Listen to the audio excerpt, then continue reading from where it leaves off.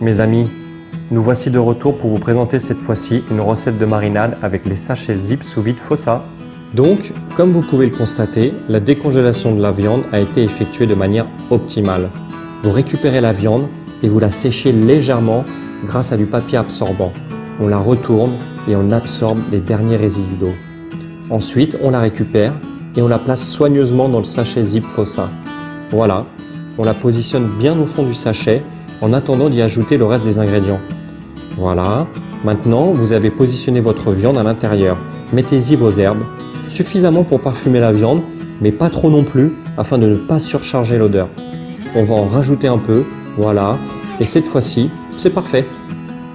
Il faut maintenant prendre le sachet à la verticale. Et très délicatement, vous allez verser les différents ingrédients restants de la recette. D'abord, le poivre concassé, un peu, voilà. Ensuite, insérez le sel, une petite cuillère suffit largement. Alors maintenant, il faut être très vigilant avec la suite. Ne jamais mettre en contact la valve avec un liquide. Vous positionnez votre sachet à la verticale et vous faites attention que la valve ne soit pas obstruée. Ensuite, vous versez votre huile directement au fond du sachet. Cela peut être aussi un filet de jus de citron, du miel ou tout autre ingrédient liquide. Vous pouvez refermer le sachet et vous aider du pince-clip fourni dans les kits de démarrage Malaga. De cette manière, vous êtes sûr de ne pas rater la fermeture du sachet et réussir en un rien de temps sa mise sous vide. Positionnez le sachet comme ceci. Avec le rebord de la planche à découper, vous pourrez isoler le compartiment de la valve du reste du sachet. Munissez-vous du turtle, allumez-le et positionnez l'embout de l'adaptateur sur la valve du sachet. Ensuite, laissez faire. Le turtle se charge du reste. C'est incroyable. Regardez, la mise sous vide démarre.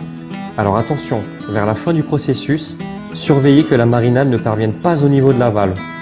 Et voilà, la mise sous vide est effectuée. Au moment où le liquide risque de rentrer au contact de la valve, éteindre le turtle et le retirer de la valve du sachet. Ceci afin de sécuriser votre processus de mise sous vide.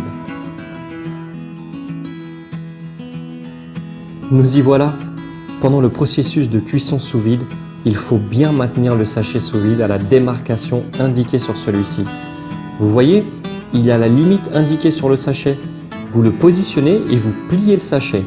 Ensuite, munissez-vous d'une pince, attachez le sachet au rebord de votre bac à cuisson sous vide et vous pouvez démarrer la cuisson.